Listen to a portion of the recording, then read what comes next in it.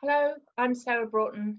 Brando's Bride is my second book. My first is a novel called Other Useful Numbers. Both books are published by the amazing Parthian books.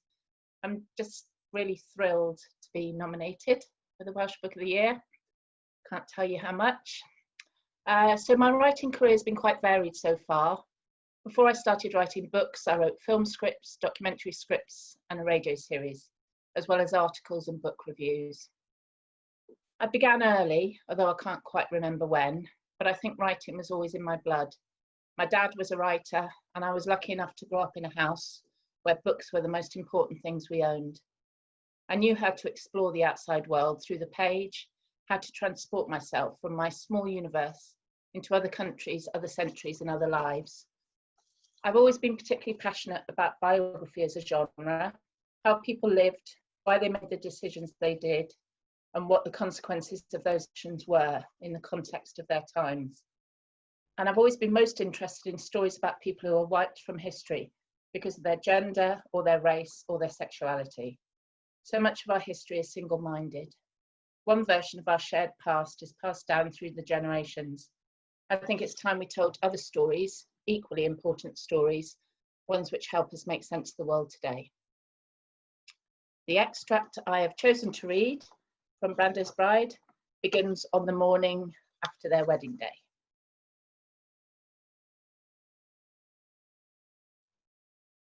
On Saturday, October the 12th, the couple woke up to newspaper reports of the marriage of Hollywood's most eligible and sought-after bachelor. Secretive Brando was said to have caught the film world way off guard. Everything was going according to plan, apart from the problem of where to head next. After breakfast, they took to the streets again, driving about aimlessly like a couple of rich kids with no particular place to go. Finally, in desperation, Cashfrey phoned the Lamours, now back home on their ranch just outside Palm Springs, and asked if they could spend the honeymoon with them. Whether they actually made it that far, together or separately, is a matter of dispute. Cashfrey herself maintained that she and Kathy spent the week cleaning the house, while her new husband and Louis shot tin cans in the yard with a .38 revolver. She said that the two couples watched television and picked oranges together, and that, less charmingly, Brando entertained them at breakfast by extinguishing cigarettes on the back of his hand. Alice Marchak disagreed. According to her, Brando holed up with seltzer and glass while they worked out what to do next. And no one knew where Cashfrey was. The roots of the discrepancy lay in the incident which had blown the marriage apart within hours of the service. While the American papers, as anticipated, had run the story about Marlon Brando's surprise wedding, the British press took advantage of the time difference and investigated the background of the little-known Cashfrey. Within hours, the Times announcement, Brando married to Indian, was rapidly replaced around the world by the infinitely more newsworthy headline, Britisher says Brando's bride ex-butcher girl. This was then picked up by the American syndicated press and made the front page news across the United States in every local paper, from the Oneida Star, Welsh mother says Brando's bride is hers, not Indian, to the Independent Star News, Brando's Indian bride held in O'Callaghan, as well as bigger beasts like the iconic New York Times, Cashfrey called Welsh. The claim, made by a Welsh factory worker living in Cardiff, changed everything for Cashfrey.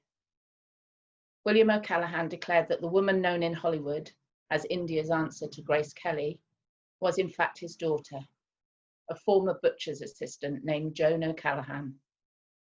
To make matters worse, Mr. O'Callaghan's English wife insisted, "There is no Indian blood in my family or my husband's family." It's hard to imagine a greater contrast of emotions for Cashfrey within a 24-hour period, from marrying a famous film star to enduring a brutalizing onslaught from the world's press. Nothing in this naive young woman's background, whether Welsh or Indian, could have prepared her for this. 2 years in Los Angeles, almost 12 months of which had been spent in an isolation ward as she recovered from TB, certainly didn't. She was, to use modern parlance, hung out to dry. The papers implied that she was a fool.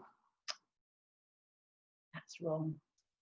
That's okay. Do you want to start again? Shall I go back to a little bit before? Yeah, and then I can sort of cut the two together. Yeah, she's a liar and he's a fool. So okay. 2 years in Los Angeles, almost 12 months of which had been spent in an isolation ward as she recovered from TB, certainly didn't. She was, to use modern parlance, hung out to dry. The papers implied that she was a liar and Brando a fool, a humiliation for which he never forgave her. The firestorm which engulfed the couple was to have terrible consequences. Anna Kashfi was both of her time and one of a kind, a part of history and yet also extinguished from it. Years later, thinking about this moment in her life, the moment when she had everything and then had nothing, Kashfi said, "Shouldn't I be dead or something, or in a rest home with my mind gone?